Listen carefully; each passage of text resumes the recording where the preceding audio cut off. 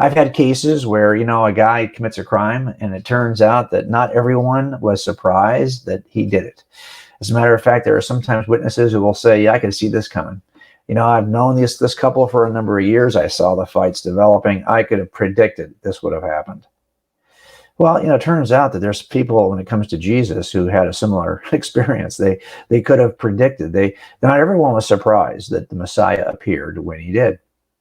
As a matter of fact, both the writers in the Old Testament and the writers in the New Testament have a high regard for prophecy. Let me show you what Isaiah says in the Old Testament. He says, remember, the former things long past, for I am God. God is speaking now through Isaiah. And there is no other. I am God, and there is no one like me. Declaring the end. This is what God does. He declares the end from the beginning. And from ancient times, things which have not been done, saying, my purpose will be established and I will accomplish all my good pleasure. So the ancients before Jesus knew that God had the ability to predict the beginning from the end, rather, from the beginning. Now, interestingly, the New Testament writers had a very similar high regard for God's ability to do this. As a matter of fact, Peter writes it this way: as to this salvation, the prophets who prophesied of the grace that would come to you made careful searches and inquiries, seeking to know what person or time the Spirit of Christ within them was indicating as he predicted the sufferings of Christ and the glories to follow. In other words, New Testament authors were aware of the long tradition of prophets who were looking for, predicting, and pointing to the coming Messiah.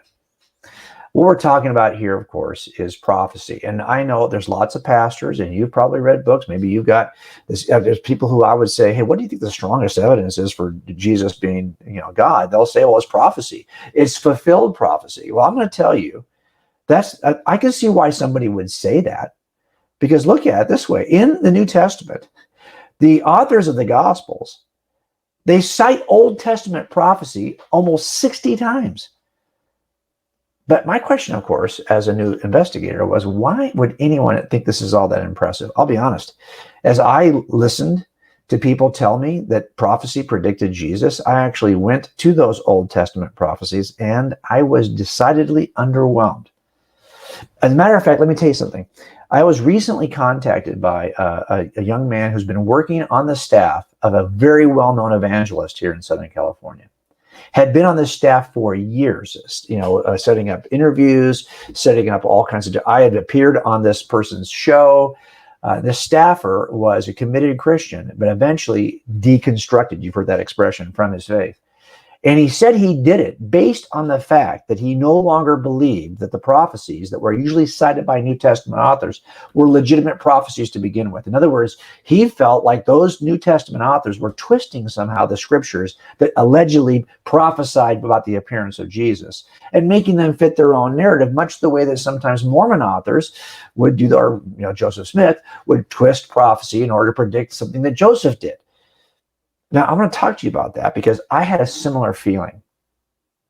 Let me just, before I begin to kind of show you what I'm talking about, let me just kind of walk you through a couple of things that I have learned as an investigator that will help us to discover if the prophecies of the Old Testament are really all that powerful. First of all, it's not unusual for us to work cases in which we have an informant who will tell us something about the crime. He has some inside information, he or she, and they will tell us something.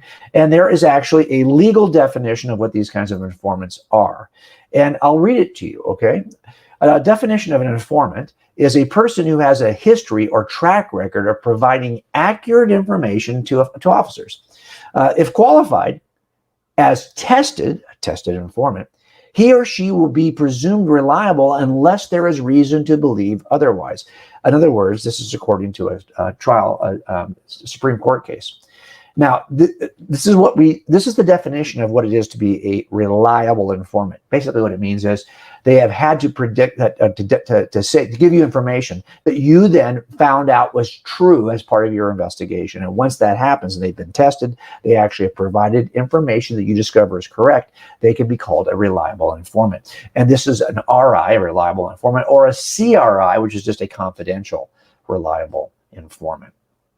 Something similar happens theologically in the Old and New Testament, not in terms of informants as much as in terms of prophets. Let me show you the definition of a prophet, according to Moses. It's a person who, quote, speaks in the name of the Lord. If the thing does not come about or come true, that is the thing which the Lord has not spoken. The prophet has spoken it presumptuously. If that's the case, you shall not be afraid of him. Moses tells us this in Deuteronomy 18, verse 22. What he's basically saying is that a prophet of God has to be 100% correct all the time. In other words, it's kind of like a reliable informant. If my informant's wrong half the time, I can't call him reliable. If your prophet is wrong half the time, you cannot call him reliable either. Now, the question then becomes, well, how would I know which of the prophets of the Old Testament could really be considered reliable? I'm glad you asked that question. It turns out that several of the Old Testament prophets predicted historical events in addition to predicting the coming Messiah. And these historical events actually occurred. Now, not every prophet has done that. Not every prophet even makes a prediction about something historically, an event that's going to occur in history. But some do. Let me just show you a few of these so you can, all of them, so you can see them here. Nahum, for example, predicts the destruction of Nineveh, but he prophesizes it just a few years before it actually happens. So for me, as an atheist skeptic, I was like, really? A couple of years, that's just too close to the event. I mean, how do you know when he actually wrote it? Maybe he wrote it when it actually happened. But if you accept the dating of Old Testament scholars, this is a prophecy of Nahum that actually occurred. The destruction of Nineveh. Okay, that's 2 years prior to his destruction. To me, it was a little bit too tight. Okay, let's just go one more. How about Isaiah? Isaiah predicts the destruction of Babylon.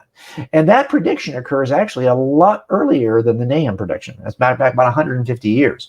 That was more impressive to me, right? Predicts that destruction, it actually occurs. A lot of people, for example, skeptics, will do their best to twist everything and do their best to try to put Isaiah dated at a different time because they hate the fact that he was actually able to do this accurately. Let me go another one. Turns out that Ezekiel predicts the destruction of Tyre. Now, he prophesizes this about, actually pretty impressive, about over 150 years prior to it actually occurring. So we have another pretty good gap in time, another prophet who predicts something that's going to happen in history, and history reveals that his prediction was accurate. This is also true of Jeremiah.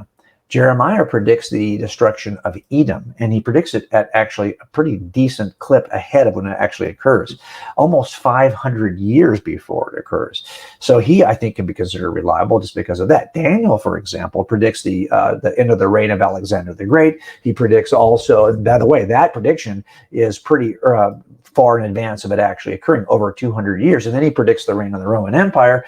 And so now you'll see this prediction occurs over a much longer period of time, about 500 years again, prior to its peak. Now, why am I showing you all this? They're on a timeline here. I've put them on this timeline so you can see where they occur, where the prophecy occurs. That's where the little quill is. And then when the actual event occurs, that's where the piece of architecture is. And you will see that over and over again, you've got these reliable informants in the sense that they are prophets who make an accurate prediction. Now, I'm just for the sake of argument, because you know I'm a jerk, I'm going to toss out the one that's Nahum because it's only a couple of years between. So let's say you just were really skeptical about that dude. Fine. Toss them out.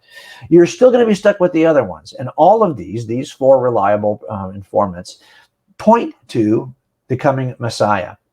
Now, they are joined by a bunch of others.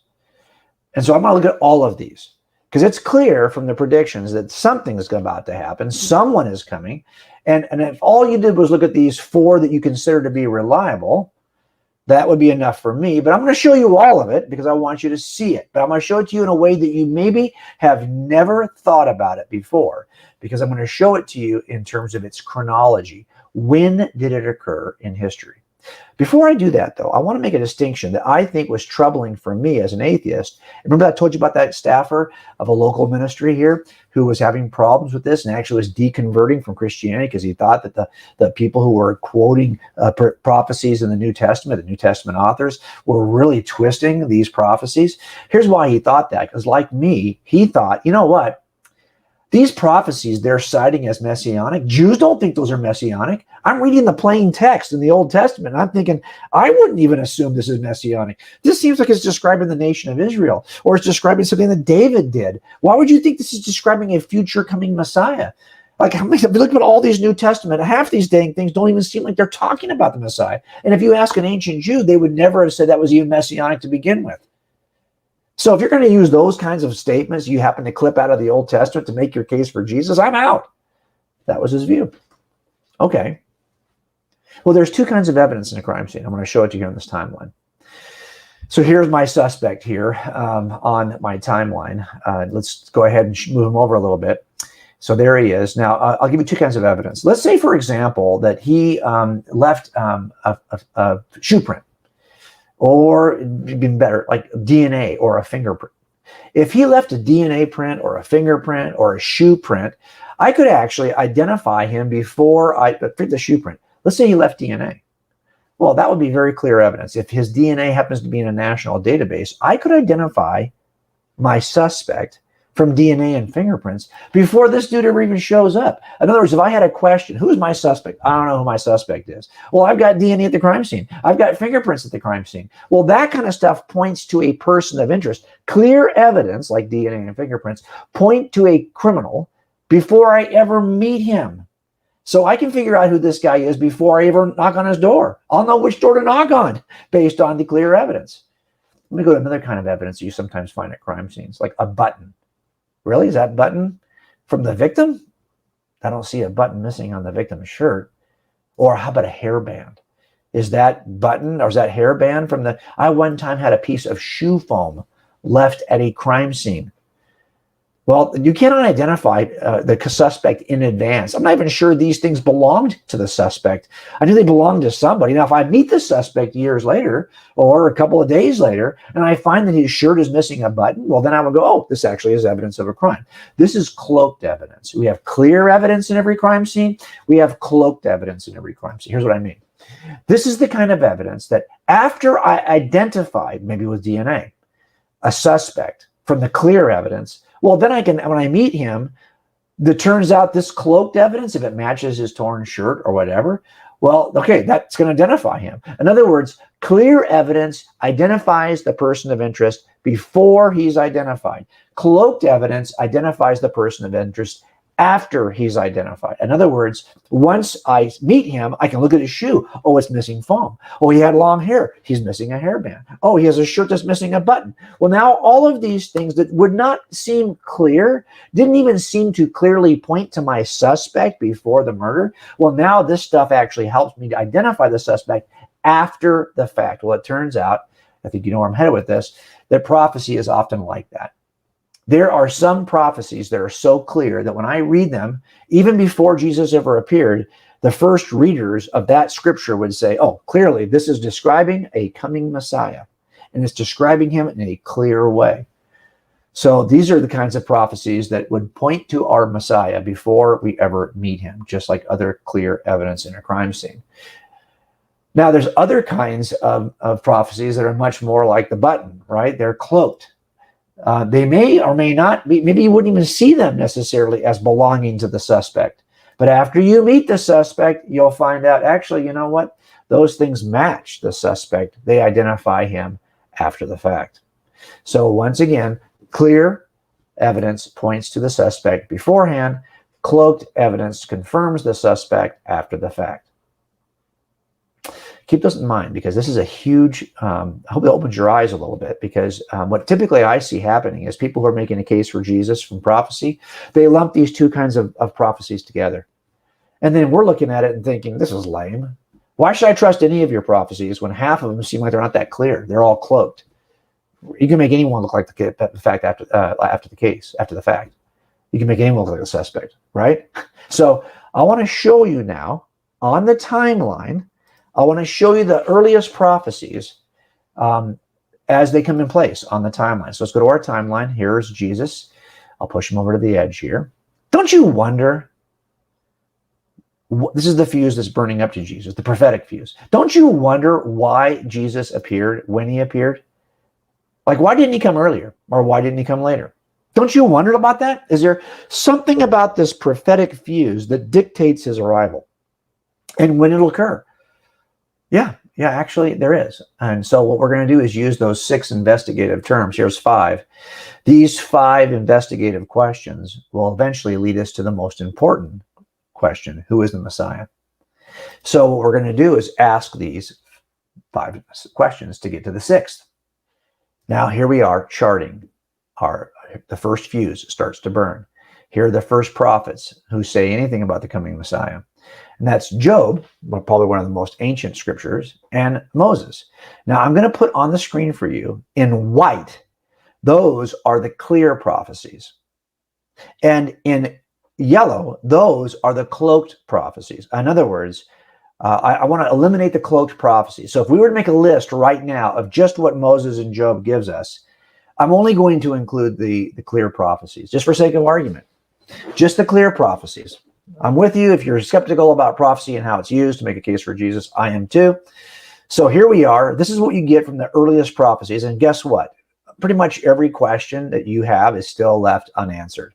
Even the few questions that are addressed are not addressed deeply enough to be able to predict. If Jesus showed up right here in history, nobody would even know he matched any prophecy or matched the expectation of the Messiah, because not enough has been prophetically uttered about the Messiah.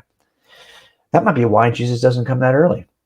Let's go a little further in history. The fuse burns a little further to the next group that starts to speak about Jesus. And most of their utterances, because a lot of them are psalmists, are cloaked. They're all the orange ones, all the yellow ones here. Only the ones in white would I consider to be all that clear. So those are the only ones that I am willing to include on my list. So here I am now updating my list. This is the updated list. I will underline on this list the new stuff. But if you look at this, okay, it's a little better, but it really doesn't answer. I mean, I think it's still pretty obscure who it is we should be expecting. If Jesus was to appear at this point in history, I think most of us would be scratching our heads. Anyone would be expecting him would be scratching their head. So let's burn down that fuse a little further. And now we got a bunch more, right, of people who are offering. And I went back and looked at every, even if you thought it was cloaked, clear, whatever, I put them on my list. So here are the prophecies, both the ones that are clear or white, the ones that are yellow are cloaked. I just want you to see that now some of these questions are starting to become better answered. Not great, but some are better than they were answered before. So there's the new information. Yeah, okay, so maybe you can say, well, he's born in Bethlehem. The where question's kind of been answered now, but the other questions haven't been. These other questions are still on the table. Let's burn that fuse down a little bit further. So here's that fuse burning down to the next set of prophecies. That's going to be Isaiah. Oh my gosh, Isaiah, let me tell you, pretty much Isaiah says a lot about the coming Messiah. So there's all the stuff he says that I think is pretty clear. And again, you know, in our book, we've got this all in the footnotes. Of course, in a presentation like this, you're going to trust me for this. Here's the stuff that is cloaked from Isaiah. So if I was going to update the list of information and include Isaiah's information on this list, he actually helps us answer a couple more questions. So now we got a bunch of new information. I'll underline it on this list for you. That's not bad. We're getting closer. I think if Jesus was to come right at this point in history, I mean, you'd be pretty close, but you really wouldn't. I mean, I'm not sure people would even know really the when question is big for me. Like, when should I expect him? And that's really not answered here. We still have the why, the when, and the who questions. They're pretty open. So let's burn that fuse down a little further. So now we're going to burn down to the appearance of Ezekiel and Jeremiah and a couple of other psalmists that are writing in this period. And here is the clear prophecy from those prophets, and the cloaked is in the orange and the yellow again. So I will update my list. And again, I know this is a lot of information quickly, but just bear with me. This is what it would look like. And of course, in the book, that's why we write books, because books are really the best way to get the most detailed information. But here is, for example, the updated. Now it's better, a little bit better. Only a couple of new things really have been added to my list. So to be honest, I still have the same 3 open questions. Let's go a little further. Now we're going to go to Daniel. Daniel's going to be so helpful, right? Because Daniel's actually going to provide us with some clear and cloaked, well, clear evidence, clear prophecy here. And I'm going to just focus on the bottom half of your screen here. It's Daniel that's going to tell us, give us a pretty tight range. He says this Messiah is going to come between the decree that's going to be issued to rebuild Jerusalem. Now we can kind of get an idea when that would happen in history from history itself. And then he'll appear also, though, before the temple is destroyed. Well, I know that happens in 70 AD. So now we're getting a place where if we took this information and updated our list, we're really getting close to knowing when. We've got a range there, when, right? But just to make it clear, I'll put this on the screen as well. I'm leaving the when question just kind of like semi-transparent, like it's good, it can be a little better, but it's not bad, right? Now we're going to come down to the last prophets, and the last prophets really kind of lock it in for us, and they kind of help us to answer all the questions. As a matter of fact, it's, I think, Malachi who tells us that, again, he confirms that now we're closer to that period of time when Jesus is going to appear. And he's telling us that he'll have to appear at a point when he can enter the temple. He suddenly enters the temple. That means the temple still has to be in place before, and we know, according to Daniel, that it's before it's destroyed. So now we got a better sense of the time frame in which Jesus is going to show up. So I'm just going to update my list of characteristics of the Messiah. And now I actually think that every question that you could answer has been pretty satisfactorily answered. And now you kind of see why history is aligning to a point when really the only open question is the who question. And if you got all the other questions answered, it's much easier to answer the who question. So let's go take a look at our Jesus right now. And remember, we're going to look at two kinds of prophecies. Clear prophecies, I'll put those on the left, and cloaked prophecies, we'll put those on the right. So let's take a look at our clear prophecies. Not bad. These are clear prophecies that point to Jesus. Now I think there's enough here to identify Jesus. But if there wasn't, you could always look back in hindsight and ask the question, well, what do the cloak prophecies say? And the cloak prophecies really lock it down. But I get it. You might say, I don't like all those cloak prophecies. I don't trust them. Well, yeah, but that's the whole point. You would allow a crime scene investigator to examine evidence that's in a crime scene that's cloaked and actually matches his shirt afterwards. That's still in the game. That makes sense that you would allow that. Why would you not allow that here? Many times the authors in the New Testament are provided, they're talking about the clear evidence, but then they're also saying, hey guys, we found a button and the button happens to match the cloak, the shirt. So they're showing you cloaked evidence. That's legitimate. It's legitimate in every crime scene. Do not let the fact that some is cloaked and some is clear. This stuff that's cloaked, that button, that hairband, that piece of shoe foam, that stuff matters. Not only that, it turns out that there's a lot of this cloaked stuff is actually just a repeat of the stuff that's in the clear evidence. So I'm going to cross that stuff out. This is the stuff that's actually on the clear side. So you could remove it from the cloak side. Because you don't really need it. So this is really the only stuff on the cloak side that we're including anyway. And I think if you look at all that stuff, you're going to find that Jesus of Nazareth is the best candidate for the who question. And look, if you said, Jim, I'm only willing to consider the reliable informants. Okay, well, it turns out that the reliable informants, if just Isaiah really tells you enough to lock down Jesus. That's a pretty robust description of Jesus just from Isaiah. Okay, and if you look at the other four that are there, well, it turns out the other four give you, or the three rather, give you a bunch more stuff that is helpful. So if you just, it's like, I'm only going to look at the clear evidence from the four reliables, you would have enough, I think, to make the case that Jesus actually fits it. So let's go back and take a look at our timeline again. So if you look at these are the prophets that are pointing toward a person of interest, and it's clear that there's a person of interest coming, a redeemer, a restorer, a Messiah, a savior is coming. And they are pointing, but who is the savior? Well, they're pointing to someone, and it turns out there's a reason why this savior comes when he does, because as that prophetic fuse is burning down toward the appearance, the end of the BC or the BCE, before the Common Era, and the beginning of the Common Era, these questions are being answered in that sequence until finally the only question left to answer is the who question.